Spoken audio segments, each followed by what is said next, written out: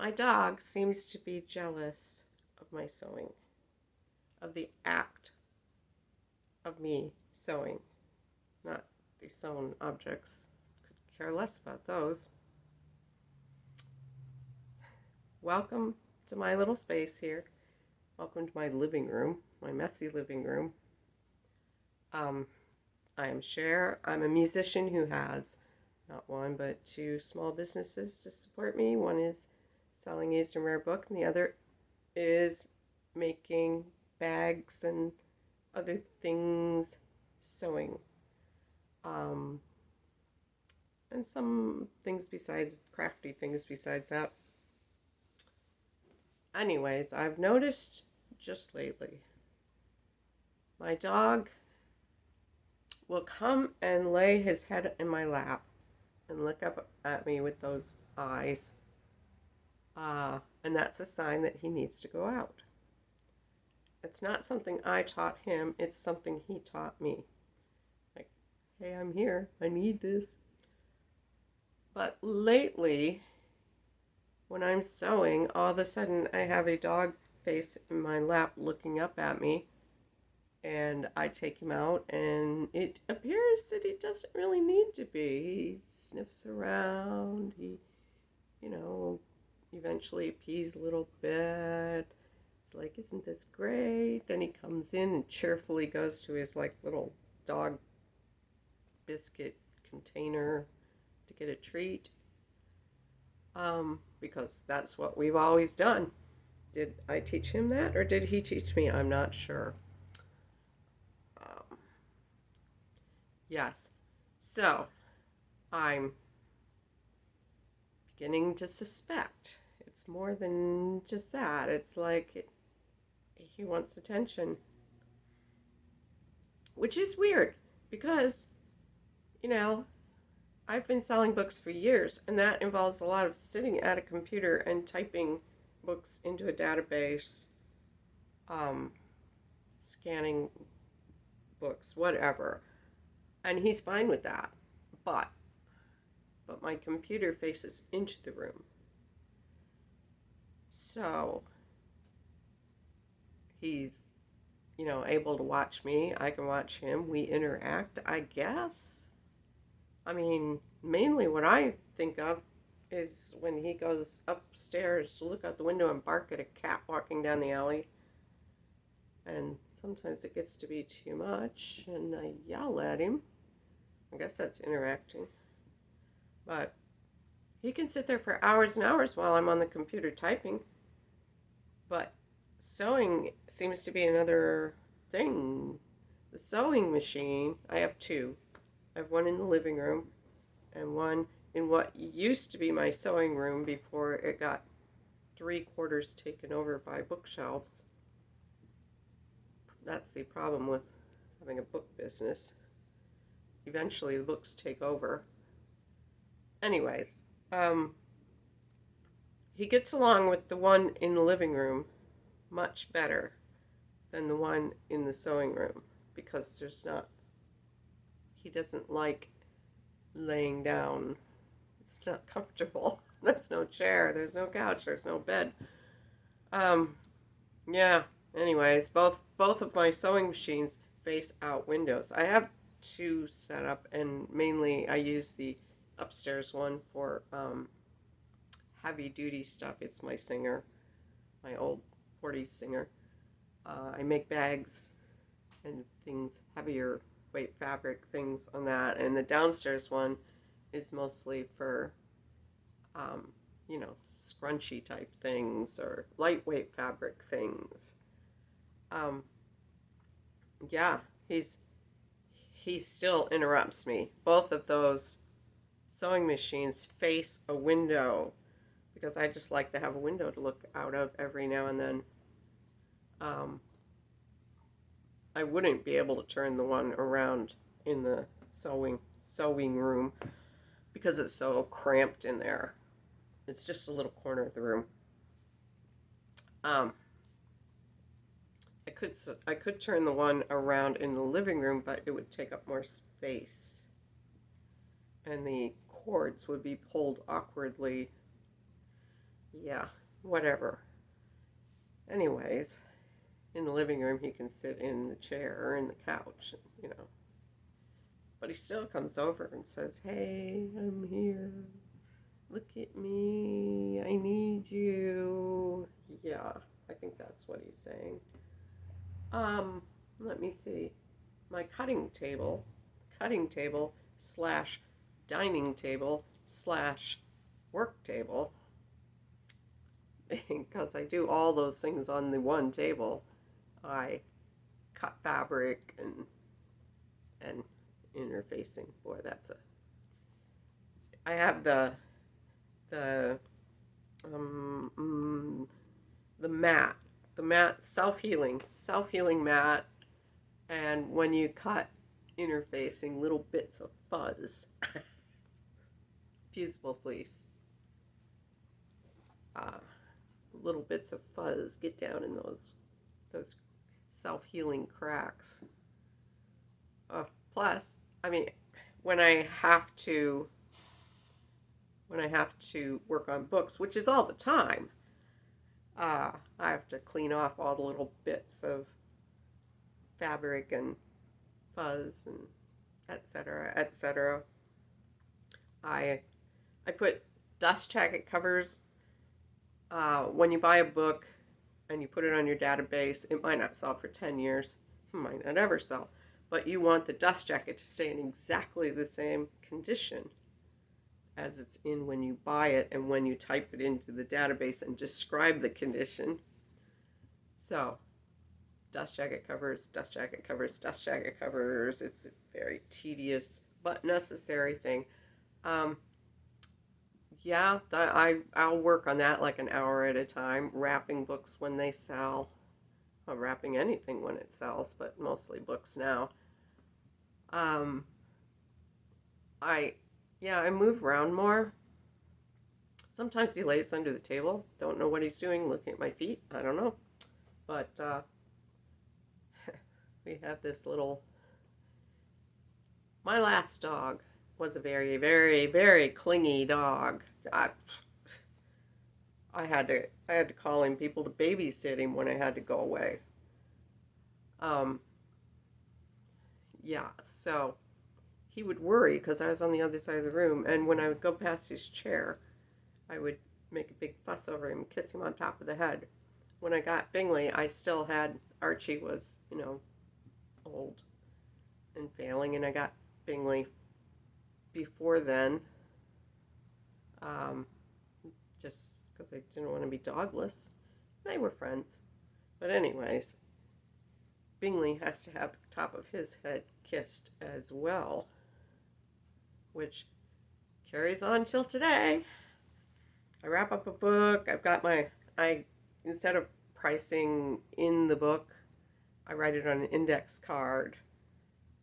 The author, the title, the year, if it's a first edition, the publisher, the illustrator, the number of pages, all that stuff, price. I write it on an index card and slide it into the book. And when I sell a book, I take that index card out and I put the name and address of the person who bought it on the back of it, um, with the date that it sold, so that if there's a problem, I can dig it out. And yeah, I have boxes and boxes of index cards taking over my life.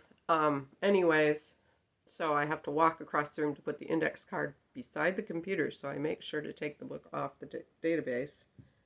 So my stock and my database are all up to date. So I'm walking past him, not all the time, but wrap up the book and then walk the card over and kiss the darn dog on the top of the head. Yeah, I don't know. Do people do these things? I I tell him sometimes, "Hey, leave me alone. I've got to work. You want to eat dog food, right?" which yeah, it's last on the list of what he wants to eat, but hey, we need to work if we're going to keep him in dog food. What are you doing? Speaking of dogs, guess he just wanted by. So, yeah, we're about done with that topic. He asked about me trying to make videos. He's very confused by that. What the hell am I doing? I'm talking.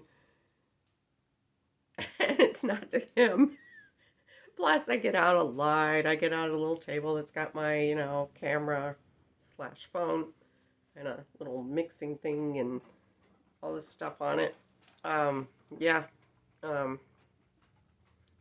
it's like, what the hell are you doing? We were all comfortable here. Yeah. He doesn't understand this at all. And you're probably thinking your dog is really spoiled. I suppose he is. But I live alone. Well, mostly I live alone right now. My granddaughter's staying with me, which is a cool thing. I work from home, so I'm here. Not all the time, but, I have to go out and buy books and fabric and stuff. I definitely have to go to the post office. But I'm home a lot.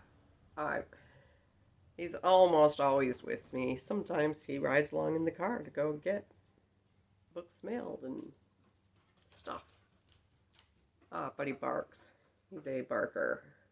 He barks when he sees me going into a store. It's like, what are you doing going in there without me?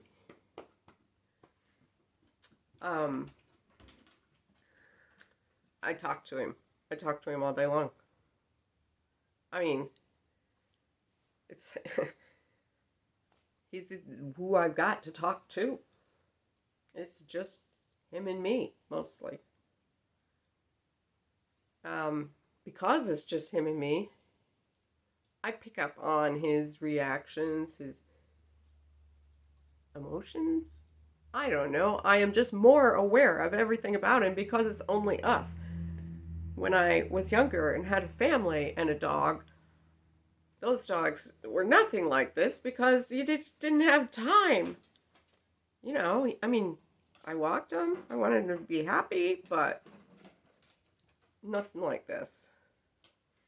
Anyways, until I can teach my dog how to sew so that we can be in it together, we're just going to have to find a way to deal with the abandonment that I have persecuted him with.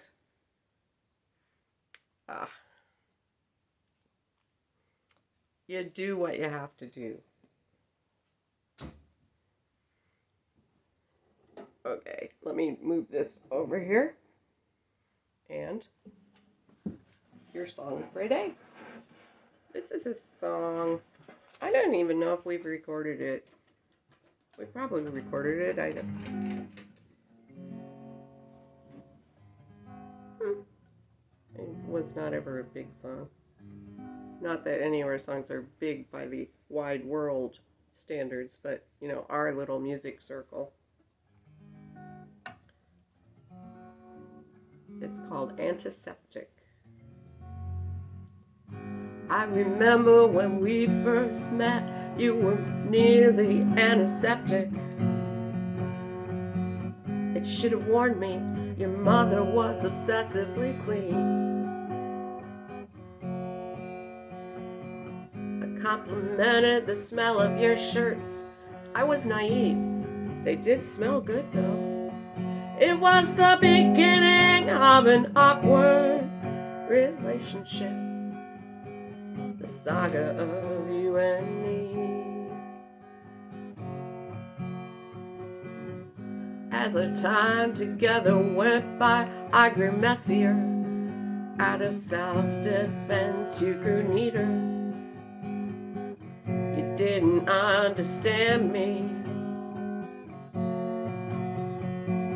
Your mother sniffed when she walked in our door, looked around disapprovingly. I asked her for cleaning advice to impress her, never took it. Who really wants clean blinds? Yeah.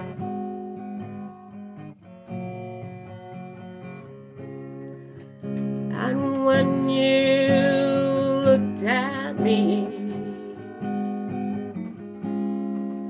What did you see?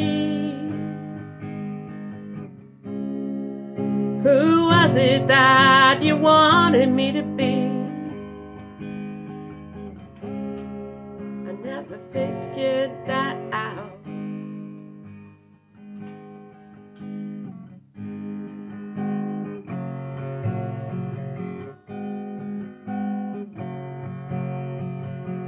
You said you didn't care, but I felt inadequate.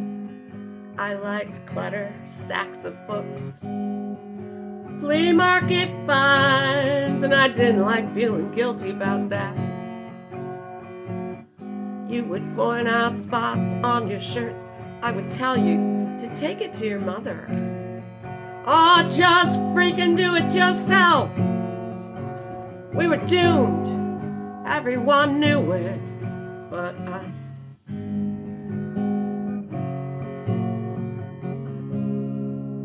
And when you looked at me,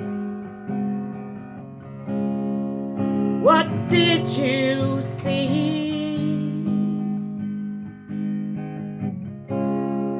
Who was it that you wanted me to be? I never figured that out.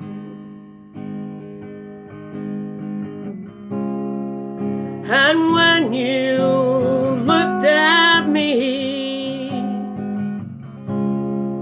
what did you see? Who was it? Who was it that you wanted me to be? Never figured that out.